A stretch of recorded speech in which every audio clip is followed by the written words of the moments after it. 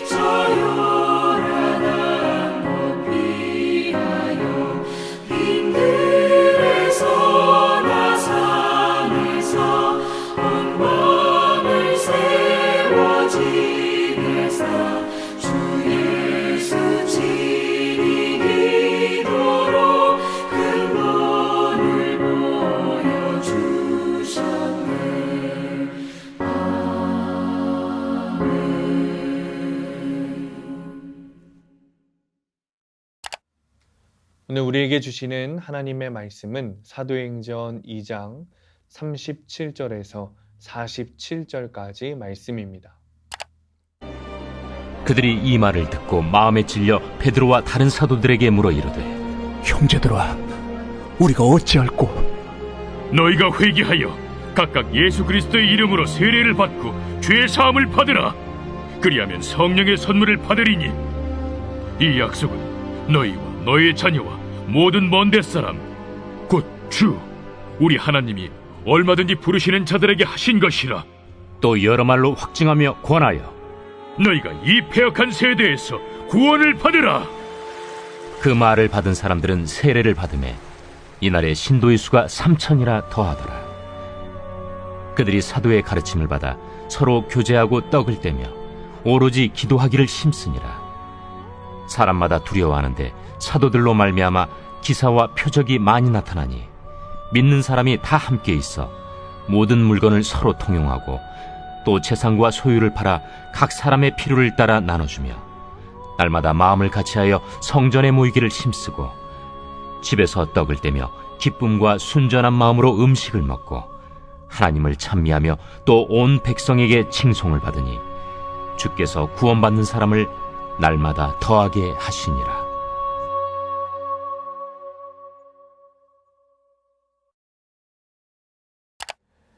오늘 말씀 제목은 최초의 교회입니다. 성령이 제자들에게 임한 뒤 베드로는 예루살렘에 있던 유대인에게 오순절 설교를 했습니다. 그는 사람들이 십자가에 못 박아 죽인 예수님을 하나님께서 죽음의 고통에서 풀어 살리셨다고 선포했습니다. 부활은 하나님이 예수님을 주와 그리스도로 삼으셨음을 증명한 사건이었습니다. 이 설교를 듣고 마음이 찔린 많은 사람들이 세례를 받았고 사도들의 가르침에 전념했습니다. 열심히 모인 그들을 중심으로 최초의 교회가 생겼습니다. 그렇다면 최초의 교회는 어떤 공동체였을까요? 첫 번째, 마음과 삶을 나누며 교제하는 공동체입니다. 본문 44절, 45절입니다. 믿는 사람이 다 함께 있어 모든 물건을 서로 통용하고 또 재산과 소유를 팔아 각 사람의 필요를 따라 나누어 주며. 베드로는 설교를 듣고 모이기 시작한 사람들은 처음 교회를 이루며 열심히 교제했습니다. 본문은 이러한 교회의 모습을 함께 있어 통용하고 서로의 필요를 채워주며 마음을 같이 했다라고 기록하면서 교제하는 공동체의 모습을 잘 보여주고 있습니다. 사도 바울은 교회를 그리스도의 몸이라고 했습니다. 성도들은 그리스도의 몸인 교회를 구성하는 여러 지체와 같습니다. 그러므로 한 몸을 구성하는 성도들이 함께하며 교제하고 서로를 돌보는 일은 정상적인 모습입니다. 서로 다른 배경과 경험을 가졌다고 해도 함께 예수님을 믿으니 서로에게 관심을 가지는 것이 마땅합니다. 최초의 교회처럼 우리도 마음과 삶을 나누는 공동체를 이루며 하나됨을 지켜나가야 합니다. 두 번째는 예수님을 기억하며 예배하는 공동체였습니다. 본문 46절입니다. 날마다 마음을 같이하여 성전에 모이기를 힘쓰고 집에서 떡을 떼며 기쁨과 순전한 마음으로 음식을 먹고. 처음 교회는 떡을 떼는 공동체였습니다. 떡을 떼어 주시던 예수님의 말씀을 기억했기 때문입니다. 이것은 너희를 위하여 주는 내 몸이라. 너희가 이를 행하여 나를 기념하라. 누가복음 22장 19절에 이 가르침을 쫓아 떡을 떼던 것이 기독교 예배의 기초가 되었습니다. 예수님은 인류를 구원하시고자 자신을 희생하셨고 이것을 기념하면서 기억하라고 하셨습니다. 처음 교회가 행한 예배는 이런 예수님의 구원 사건을 기억하는 자리였습니다. 예수님의 희생을 통해 죄를 용서받고 구원받았으니 모든 성도는 예배하는 삶을 살아야 합니다. 예배는 우리의 믿음이 적극적으로 표현되는 현장입니다. 예수 그리스도를 통해 구원을 베푸신 하나님을 찬양하며 우리의 마음을 드리는 시간이 되어야 하겠습니다.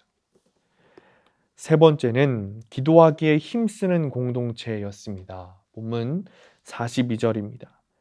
그들이 사도의 가르침을 받아 서로 교제하고 떡을 떼며 오로지 기도하기를 힘쓰니라. 처음 교회를 이룬 사람들은 오로지 기도하기에 힘썼습니다. 성령이 임하시기 전에도 제자들과 성도들은 온전히 하나가 되어 기도에 힘쓰고 있었습니다.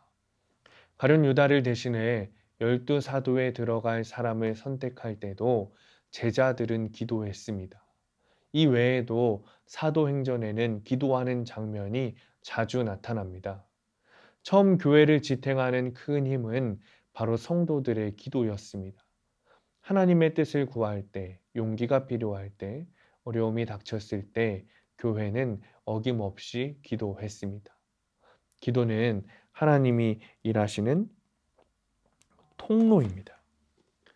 아무리 큰 시련을 만난다 해도 기도하는 사람은 무너지지 않습니다.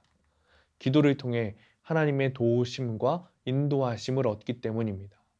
교회는 숨을 쉬듯 자연스럽게 기도하는 공동체가 되어야 합니다.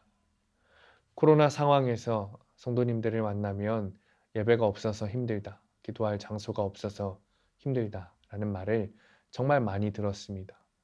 그런데 정작 예배가 시작되고 새벽 기도회를 할 수 있게 되었고 강단 기도와 함께 성전에서 기도할 수 있는 상황인데 불구하고 기도하러 오는 성도님들은 없습니다.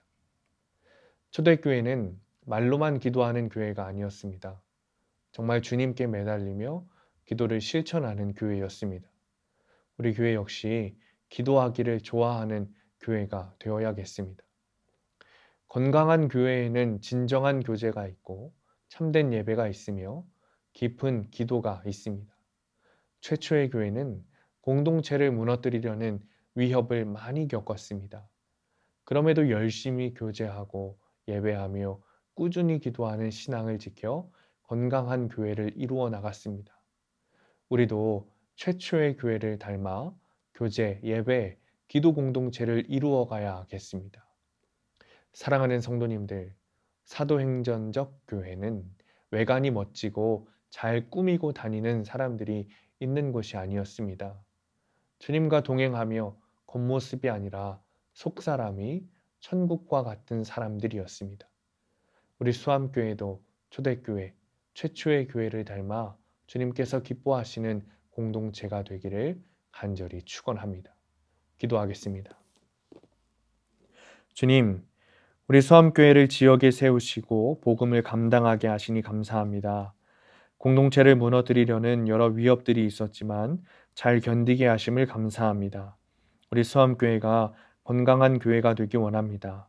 진정한 교제가 있고 참된 예배가 있고 기쁜 기도가 있게 하옵소서. 사도행전에서 보여주는 초대교회의 모습을 회복하게 하시고 주님이 주신 사명을 잘 감당하게 하옵소서. 예수님의 이름으로 기도합니다. 아멘.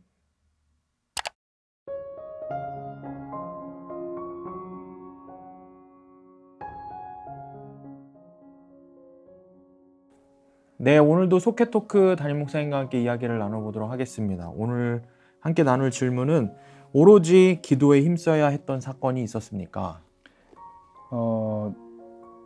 저에게는 이 사건과 기도에 관해서 좀 딜레마가 있었어요.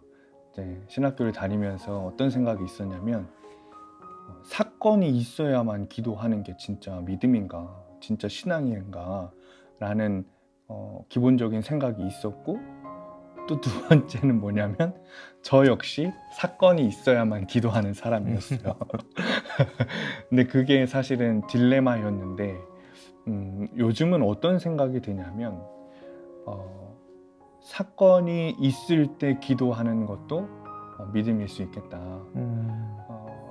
주님이 기도하라고 주시는 사건이라는 이유가 첫 번째고, 또 사건이 생겼을 때 기도하고 싶다, 기도해야겠다라는 마음도 내 안에 남아있는 믿음이겠다 싶다는 생각이 들었어요. 물론 사건이 있을 때만 주님께 매달리고 기도하는 것은 좀 좋은 신앙, 어쩌면 좀 높은 수준의 신앙이라고 말할 수는 없겠죠. 하지만 사건이 있을 때 주님께 매달려야겠다라는 믿음이 있다는 것은 조금은 다행이라고 싶기도 하고, 또 그것을 통해서 기도할 수 있는 것은 그 주님의 의도하심에 따르는 것 아닌가 싶어요. 무슨 말씀이냐면 이 사건이 있는 이유가 주님께서 기도하라고 하시는 사인이라고 싶기 때문이죠. 요즘 사실 강단 기도를 하면서 성도님들의 여러 가지 기도 제목들을 붙들고 기도하는데,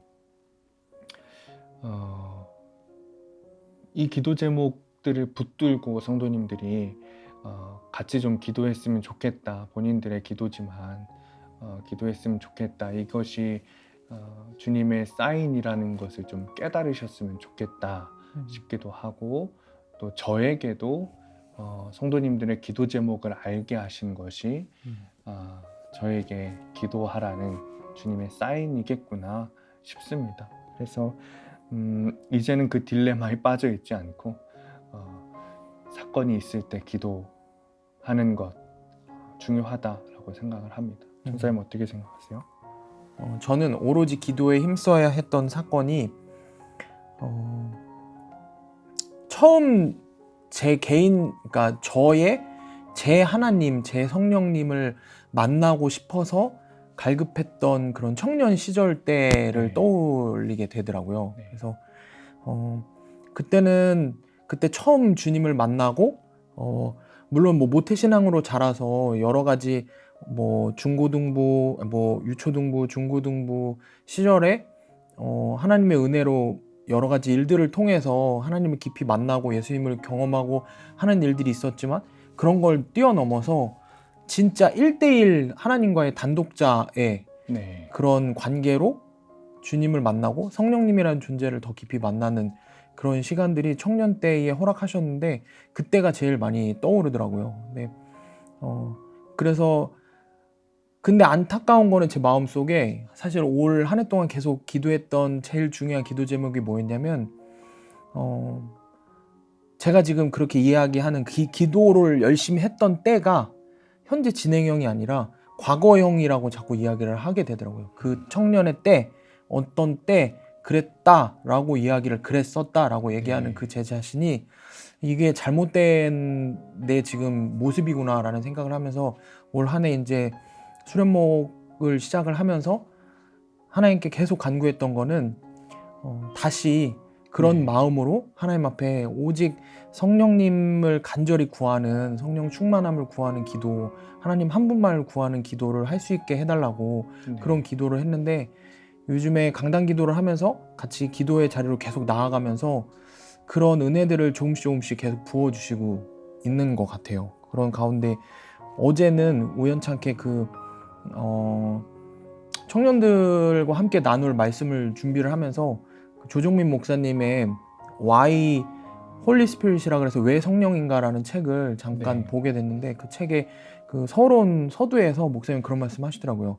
조종민 목사님이 오늘의 교회에서 사역을 하실 때 소천하신 하영주 목사님이 목회를 하실 당시에 목사님께 그런 질문을 했었다고 하시더라고요. 목사님은 자녀들을 위해서 어떤 기도를 하시냐고. 근데 그렇게 대답을 하셨대요. 다른 것도 아니고 한 가지만 기도를 하시는데 오직 성령 충만함을 위해서 기도를 하신다고. 네. 근데 그게 그 말씀이 조종민 목사님 마음에도 새겨져서 목사님도 자기가 자녀들을 위한 기도라는 것은 사실 가장 사랑하고 아끼는 사람을 위한 가장 간절한 기도잖아요. 그런데 본인도 자기가 가장 사랑하는 가족과 그리고 사역을 하면서 만나고 교제하는 사랑하는 자기의 사람들을 위해서 기도할 때 그것을 가장 먼저 오로지 그것을 위해서 더 깊이 기도한다고 하시더라고요. 성령 충만을 위해서. 그래서 저도 하나님께서 강단 기도를 통해서 지금 다시 기도의 자리로 불러주신 지금 이때에 저를 제 자신의 성령 충만을 위해서 그리고 목사님과 교회를 위해서 그리고 학생 청년들을 위해서 기도해야 되겠다. 성령 충만을 위해서 기도해야 되겠다라는 생각을 하게 됩니다. 네. 정말 좋은 말씀이신 것 같아요. 사건을 통해서 이제 기도하시게 하신다라는 앞서 제가 말씀드렸던 것도 사실은 그 안에 깊은 주님의 마음은 그것을 통해서라도 너를 만나고 싶다라는 주님의 마음이신 것 같아요. 근데 그것을 깨닫게 되면 우리가 사건이 있을 때 기도하는 것이 아니라 주님이 만나고 싶어서 전사님이 고백하셨던 것처럼 주님을 만나고 싶어서 성령이 내 안에 충만하심을 느끼고 싶어서 기도하는 것이 될 때에 정말 주님께서 참으로 기뻐하시고 영광 받으시는 기도가 되겠다 싶고 우리 교회 모든 성도들이 그 기도 제목을 붙들고 힘써 기도하고 그때가 지금 이 시간이면 좋겠다라는 생각을 하게 됩니다.